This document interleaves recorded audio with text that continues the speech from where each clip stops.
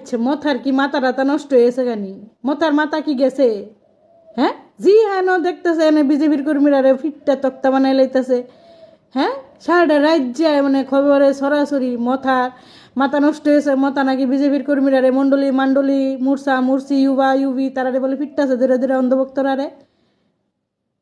না মাথাটা মানে জাগাতেইছে।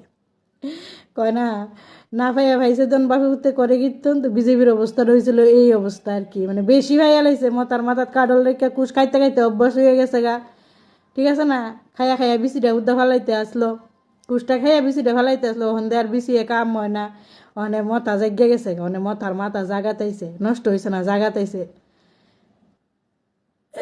মুখ্যমন্ত্রী যখন ভাষণ দেয় স্পষ্ট বোঝা যায় যে এই রাজ্যের মধ্যে বিজেপি শাসন করতেছে না, মথা শাসন করতেছে। মথার আতঙ্ক মুখ্যমন্ত্রীর চোখে মুখে স্পষ্ট দেখা যায়, যদিও রাত্রেবেলাও সানগ্লাস লাগাই রায় মুখ্যমন্ত্রী, কিন্তু স্পষ্ট এক্সপ্রেশনে বোঝা যায় মানে আতঙ্ক।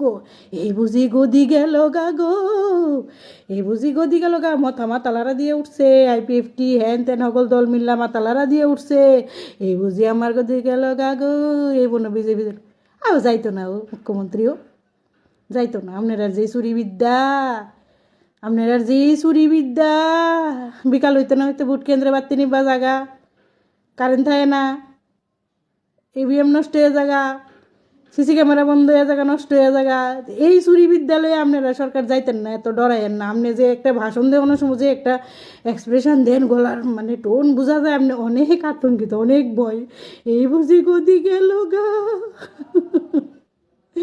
যাইতো না, এত ডরাইয়েন না। আপনারা ক্যান্ডের থেকে এই চুরি বিদ্যা ভাই আইছেন, ক্যান্ডের থেকে এই চুরিবিদ্যা ভাই আইছেন, উত্তরসূরি আপনারা চুরিবিদ্যা যাইতো না সহজে, গদি যাইতো না, যেই চুরিবিদ্যা আপনারা মা গো মা।